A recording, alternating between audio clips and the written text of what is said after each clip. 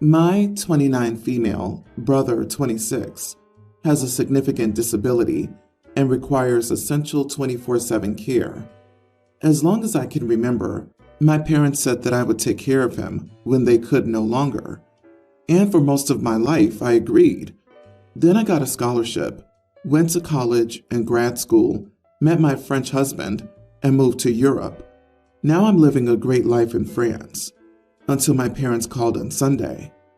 Apparently, they're ready to retire, and they think my husband and I should move to the States, into their house, and care for my brother.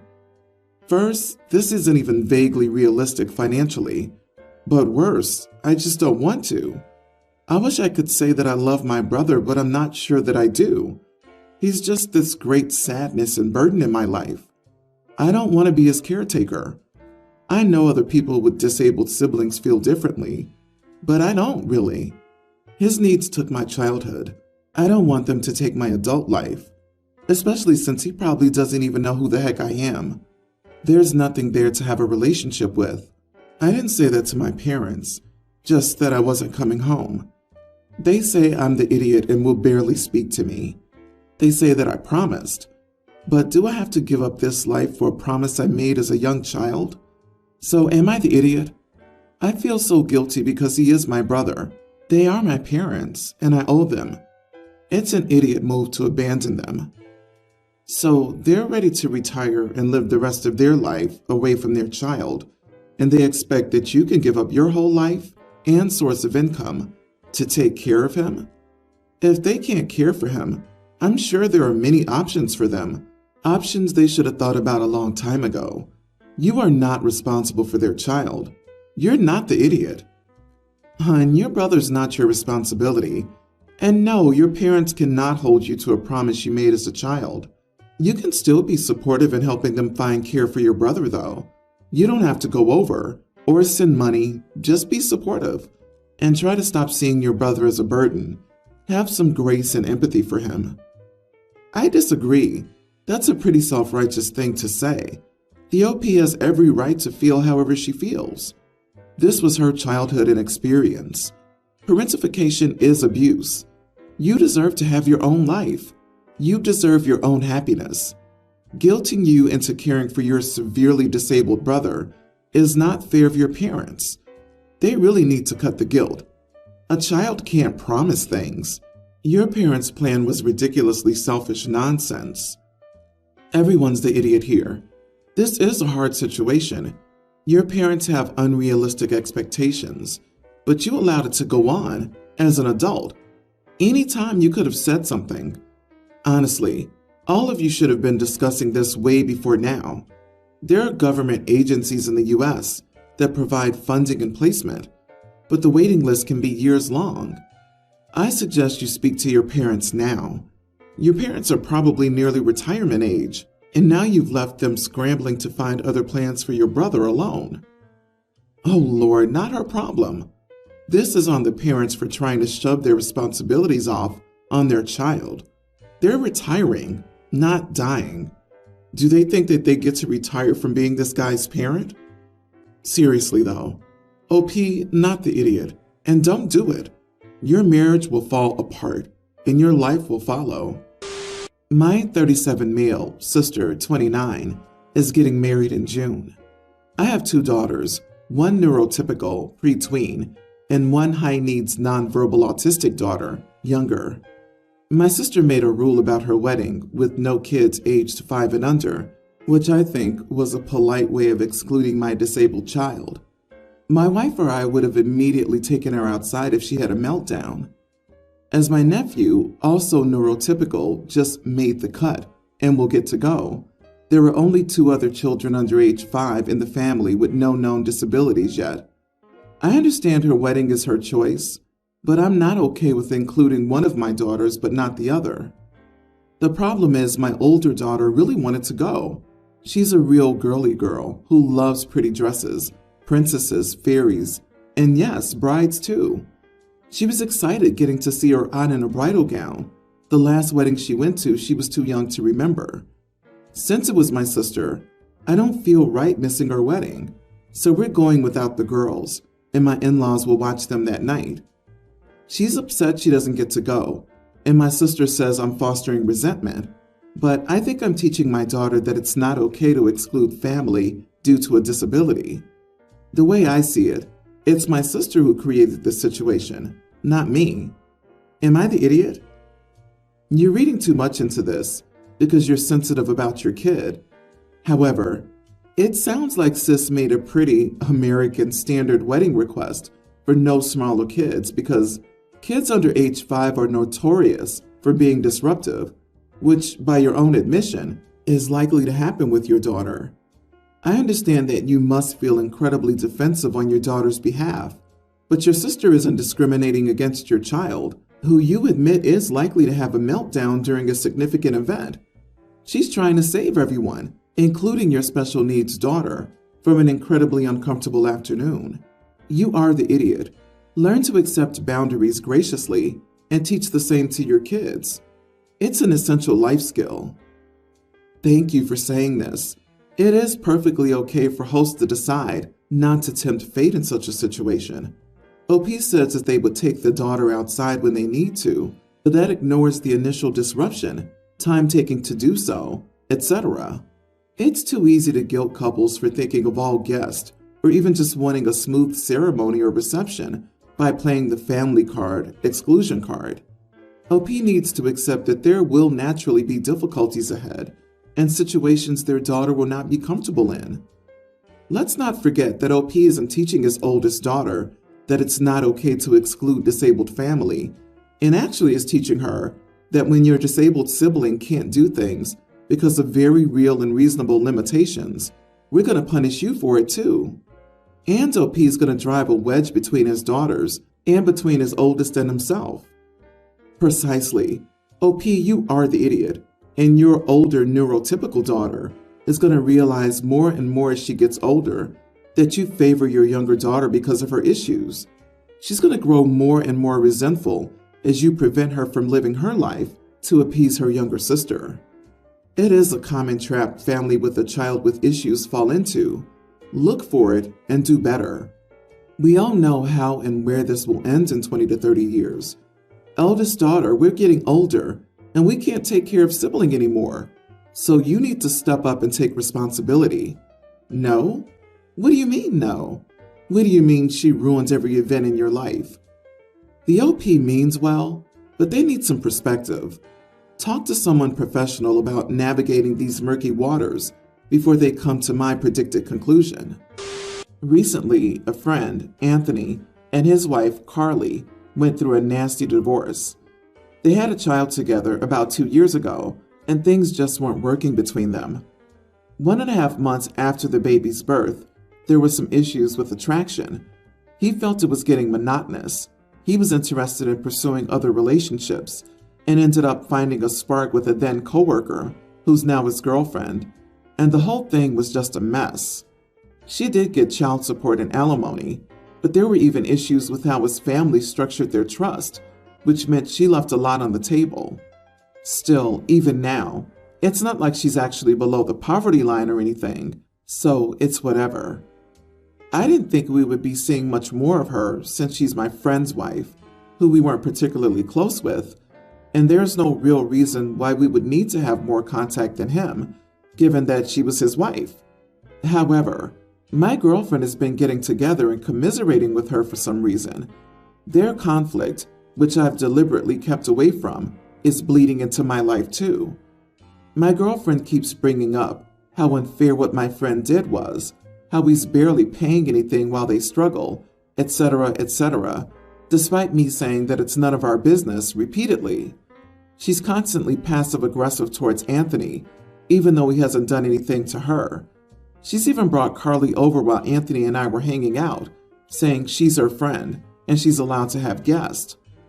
As you can guess, this has led to some heated arguments. She's glad to know he's having fun eating edibles and playing video games with children. Yes, she even referred to our other friends and me as children to our faces. We're both 22. While she's exhausted taking care of their child alone, etc. Now keep in mind, this is my house. My parents gifted me this condo when I graduated, and I paid all the utility bills. I'm letting my girlfriend stay here because her roommate didn't want to renew the lease. She's trying to frame this like I'm not letting her see her friends, which is absurd. She's clearly 100% in the wrong here, right? Am I the idiot? Or is she for trying to bring this woman into our home? So your friend dumped his wife when life got monotonous after the birth of his child, but he fought hard to ensure that she and his child got the minimum he had to pay them. Your girlfriend thought that this stunk and isn't afraid to say so while you go hang out with your bro. You are the idiot. Find better friends and learn how to stand up for what's right from your girlfriend. He lasted a whole 1.5 months after his child was born. LMAO, this is so predictable. Mom didn't lose all the baby weight. Dad doesn't want to be a dad. Dad straight up cheats. Dude's friend thinks that this is all fine. OP is just as spoiled as his friend. What do you expect? OP is 22, emphasizing my condo, which was gifted to him by mommy and daddy. Pays all the utilities though, like Xbox Live, but in his mind, it's quite an achievement. OP, some people can experience empathy for others. Your girlfriend empathizes with what your friend has done to her and to his own child, and she's upset about it. LOL, monotonous at 22? How much life has this man lived? Maybe you should have thought about that before marrying and having a child. So ridiculous. OP's friend is a cheater and a deadbeat father. The fact that OP is defending his friend's poor morals and behavior is disgusting and should be enough red flags for his girlfriend to dump him and dodge a bullet. My kid is very book smart. However, sometimes he doesn't really make good decisions, so his mom or I will help him out. My ex has custody of him, and I get to see him whenever he has time, usually every weekend. I had been saving money to take him out for dinner to a steakhouse he loves. This isn't something we can do all the time. Unlike so many people in this sub, I'm not a millionaire tech guy, and I've never received an inheritance. So for me, spending this much money on a meal is a sacrifice, but he's worth it. I had spoken with his mom, so she knew the plan. I had spoken with him, and he was excited about going there for his birthday.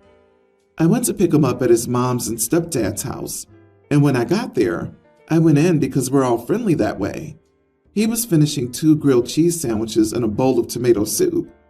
I asked why he was eating since he knew we had dinner reservations. He said he was hungry, so his mom made him food. After we left, I asked him if he was still hungry, and he said he was stuffed. So I called the restaurant and canceled the reservation. We went to see a movie instead. He had room for soda and popcorn. When I took him home, his mom asked how the dinner was, and I told her we had changed plans.